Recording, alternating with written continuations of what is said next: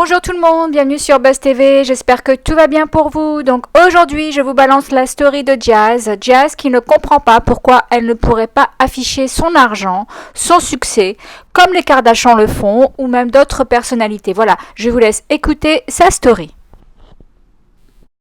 Ensuite, je voulais vous parler, faire un petit point de plein de petits commentaires que je vois, qui me semblent importants d'y répondre. Voilà. Comme ça, au moins, les choses sont claires. Premièrement, concernant Nabil, par exemple, vous êtes là à nous dire ouais, vous avez pas honte de partager sa cagnotte. Non, mais alors, déjà, on s'arrête de suite. Je comprends pas, en fait, quel est le problème pour vous qu'on partage sa cagnotte. Sa cagnotte, on la partage pas pour que vous, les personnes qui ne le connaissez pas, y participent. On le partage par tout simplement sa sœur, son meilleur ami, son cousin nous ont demandé de partager cette cagnotte pour toutes les personnes qui le connaissaient et qui chercheraient à avoir le bon lien. Forcément, sa famille, ils ont pas forcément envie de discuter avec tout le monde, d'envoyer le lien à tout le monde parce qu'ils sont en deuil. Et ça permet, du coup, parce qu'on a beaucoup de monde qui nous suit, que toutes les personnes qu'il connaissait, qui souhaitent participer à cette cagnotte, sachent trouver le lien, premièrement. Deuxièmement, je pense que de parler de quelqu'un en fait, qui n'est plus là en son nom, en jugeant qui fait quoi, comment et pourquoi, en fait, je pense que vous n'êtes pas Dieu, à moins que je me trompe. Voilà, en fait, donc on ne juge pas les gens, comment ils font, ce qu'ils font dans leur vie. Donc vous êtes des grands malades. Voilà, premièrement. C'était la première chose que je voulais dire. Ensuite, deuxième point. Vous avez vu la nouvelle Lambo. Très content de vous la montrer parce qu'elle est hyper jolie. Bien sûr, toujours des gens... Je ne vous appelle même plus les haineux ou les rageux, je vais vous appeler des gens.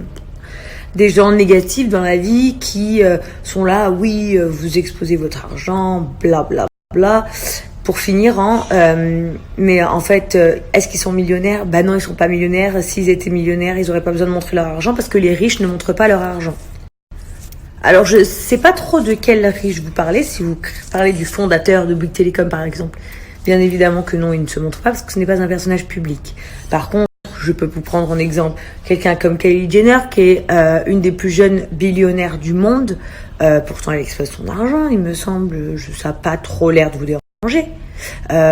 Kim Kardashian expose son argent, ça n'a pas l'air de vous déranger. 50 Cent, il montre son argent, ça n'a pas l'air de vous déranger. Booba, il montre son lifestyle. Il y a qui d'autre, parce que il y en a tellement. Philippe Plein, il est plein.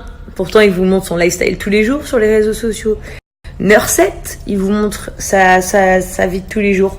Et j'en passe, et des tonnes et des tonnes. Donc déjà, premièrement, ce que vous dites, c'est débile. C'est pas quand on a de l'argent, on ne se montre pas. Tout dépend dans la catégorie dans laquelle on travaille. C'est-à-dire que si on peut gagner de l'argent, être très très riche et dans l'ombre, alors là, c'est le jackpot, c'est ceux que j'appelle qui sont la pépite d'or.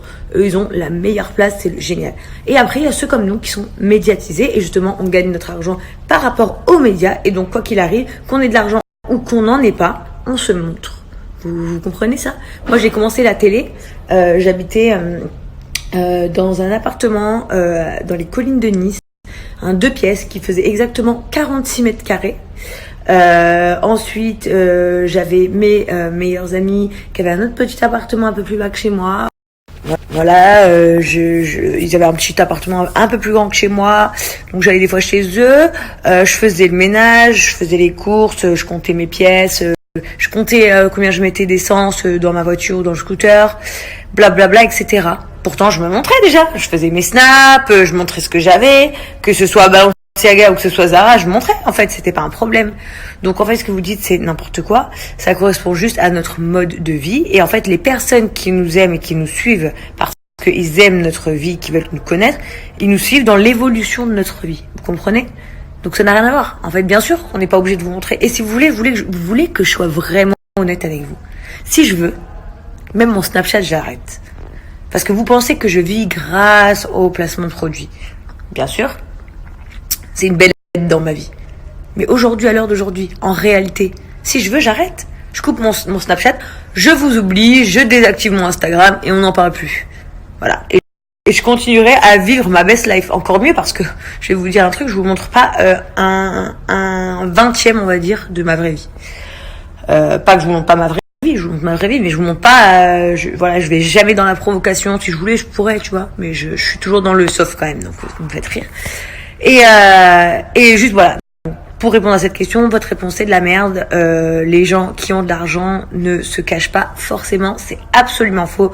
Tout dépend de votre lifestyle.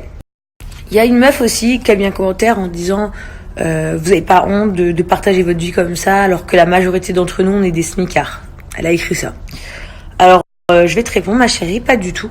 J'ai pas du tout honte, tout simplement parce qu'à la base on est là parce que voilà, on est la JLC Family. Si vous voulez, on pourrait s'en contenter d'être juste la petite JLC Family que vous aimez, Chelsea, Kaden, papa, maman, bisous, blablabla. Pas de souci. Mais en fait, c'est pas ce que vous voulez réellement voir. Ce que vous voulez voir, c'est l'évolution. Ça, c'est la réalité. Moi aussi, j'ai déjà été... Non, moi, je gagnais moins qu'un SMIC, carrément. Je vais vous dire un truc. J'ai travaillé à Maxi Bazar, à côté de Carrefour Lingostière à Nice. Ouais, je déballais des cartons. Ouais. Et je les mettais en rayon. Ouais, c'est vrai. Et ça, c'était il y a seulement 4 ans et demi en arrière.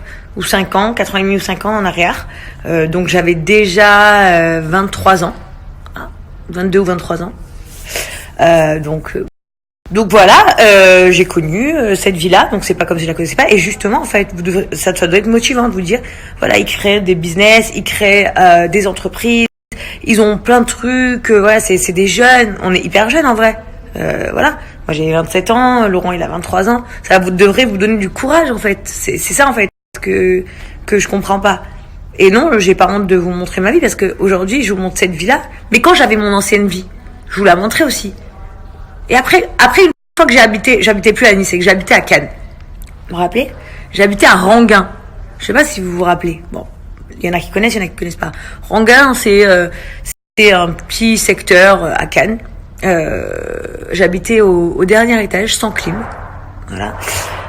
Je pétais de chaud. C'est là que j'ai rencontré Laurent dans ma vie. Donc il est venu habiter chez moi, c'était pas la folie.